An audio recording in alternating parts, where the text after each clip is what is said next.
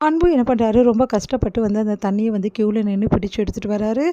கரெக்ட்டா எடுத்துட்டு வரும்போது கண்மணி வந்து, "ஓ! தண்ணி பிடிச்சிட்டு வரீங்களா?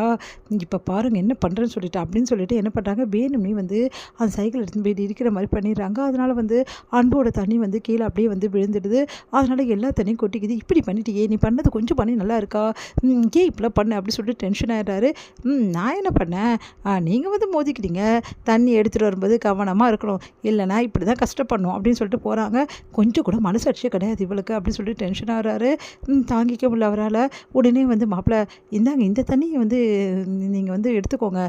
எங்களுக்கு தண்ணி ஆல்ரெடி இருக்கு. இந்தாங்க புடிங்க ஒண்ணும் தேவையில்ல அப்படின்றாங்க. ஏன் மாப்பிள நான் என்ன பண்ணேன் உங்கள? தண்ணி எடுத்துக்கங்க மாப்பிளன்னு சொல்லிட்டு வம்பு பண்ணி குடுக்குறாரு. அவங்க சித்தப்பா, நம்ம கண்மணியோட சித்தப்பா. நான் அதான் வேணான்னு சொல்றேன் மாப்பிள. ஏற்கனவே ரொம்ப லேட் ஆயிடுச்சு. எடுத்துக்கங்களேன் மாப்பிள அப்படின்னோனே, இங்க பாருங்க நான் வேணா எடுத்துக்கிறேன். ஆனா கடனா தான் எடுத்துக்கிறேன். மறுபடியும் நாளைக்கு உங்களுக்கு நான் திருப்பி குடுத்துருவேன்.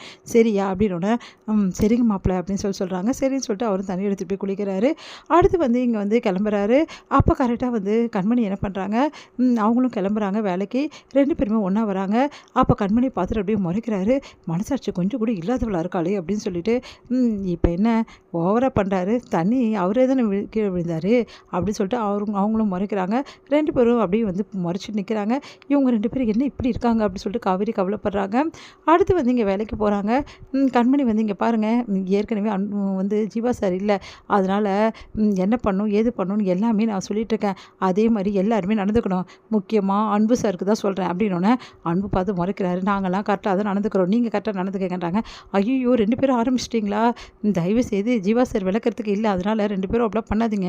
இப்போ ஜீவா சார் இல்லாத டைம்ல நம்ம தான் ஒத்துமையா இருந்து, நம்ம யாருன்னு ப்ரூவ் பண்ணணும். இந்த இடத்துல என்னென்ன பண்ண முடியும் நம்மளால அப்படி சொல்லிட்டு நம்ம காட்டணும். அப்பதான் ஜீவா சார் ரொம்ப சந்தோஷப்படுவாரு. எல்லாருக்கும் புரியுதா? அப்படின்னு வந்து அபர்ணா வந்து சொல்றாங்க. புரியுது அன்பு சார். நீங்க நெனச்சா நல்ல புது புது டிஷ்ஷெல்லாம் பண்ணி அசத்தலாம். அதனால டிஃப்ரெண்ட்டா எதா பண்ணுங்க சார். ஏற்கனவே பண்ணிட்டே ஒருத்தவங்க அந்த மாரி பேசிட்டு போனாங்க. இப்ப என்ன பண்ண போறா டிஃப்ரெண்ட்டா? அப்படி சொல்லிட்டு கூட இருக்கவங்க சொல்றாங்க. இங்க பாருங்க நமக்குள்ள எதுக்கு போட்டி? எல்லாரும் ஒண்ணா சேர்ந்து பண்ணலாம் அப்படின்னோனே, உங்கள கூட சேர்ந்து நாங்க பண்ணணுன்ற அவசியம் கிடையாது. அப்படி சொல்லிட்டு போறாங்க. அப்படியே பார்த்து கண்மணி இருக்காங்க. கண்மணி கிட்ட வந்து அன்பு வந்து, இங்க உங்ககிட்ட ஒரு விஷயம் சொல்லணும்னோனே, என்ன அப்படின்னு கேட்குறாங்க. நானு புதுசா ஒரு ஆர்டர் எடுத்திருக்கேன்ல. ஆமா. அந்த ஆர்டருக்கு தேவையானதெல்லாம் இன்னைக்கு அனுப்பிச்சாகணும். அதனால நீங்களும் ஹெல்ப் பண்ணா தான் இதெல்லாம் முடியும். எல்லாரும் சேர்ந்து பண்ணா தான் இந்த சக்ஸஸா இத முடிக்க முடியும். ஜீவா சார் வந்து அப்பதான் சந்தோஷப்படுவாரு அப்படின்னோனே, சரி, சரி நானும் வந்து ஹெல்ப் பண்றேன் அப்படின்றாங்க. 2 பேரும் சேர்ந்து அந்த வேலையெல்லாம் செஞ்சு முடிக்கிறாங்க. அப்போ வந்து கண்மணி வந்து எல்லாத்தையும் எடுத்து காய்கறிலாம் கட் பண்ண அன்பு அதெல்லாம் எடுத்து போடுறாரு. அடுத்து வந்து டிஃபன் பாக்ஸ் எல்லாமே வந்து பக்காவா ரெடி பண்றாங்க. அப்போ ஒருத்தர் ஒருத்தர் முட்டிக்கிறாங்க. எதுக்காக வந்து முட்டுறீங்க? ஒழுங்கா வந்து அடுக்கலாம்ல அப்படின்றாங்க. நீங்க தாங்க வந்து முட்டுனீங்க அப்படின்றாங்க. 2 பேரும் முட்டிக்கிறாங்க. இத பார்த்து அபர்ணா வந்து, ச்சே நம்ம தலையில முட்டுவாருன்னு பார்த்தா அங்க முட்டிட்டு இருக்காரே அப்படி சொல்லிட்டு ஃபீல் பண்றாங்க. என்ன நீயும் அவர்கிட்ட முட்டு வாங்கணுமா? அப்படி சொல்லிட்டு கூட இருக்கவங்க சிரிக்கிறாங்க. உடனே அபர்ணா பார்த்து முறைக்கிறாங்க. அடுத்து வந்து இங்க வந்து எல்லாத்தையும் எடுத்து ஏற கட்டிட்டு இருக்காங்க. கரெக்ட் டைமுக்கு இத வந்து டெலிவரி பண்ணி ஆகணும். அப்பதான் குழந்தைங்கலாம் சாப்பிடுற சாப்பாடு. அதனால நல்லா இருக்கணும்னு நினைக்கிறேன். அப்படி சொன்னோனே, என்னத்த பண்ணியிருப்பான் இவன்லாம்? இவன்லாம் ஒண்ணும் பண்ணியிருக்க முடியாது அப்படி சொல்லிட்டு கூட இருக்கவங்க நக்கல் அடிக்கிறாங்க. உடனே வந்து கொஞ்சம் ஹெல்ப் பண்ணுங்களேன். இதெல்லாம் எடுத்து வேற கட்ட இங்க பாருங்க இந்த ஆர்டர வாங்குனது நீங்க தான். நீங்க தான் எல்லாமே பண்ணணும். நான் ஒண்ணும் பண்ண மாட்டேன் அப்படின்றாங்க. உடனே வந்து கண்மணி வந்து இங்க பாருங்க.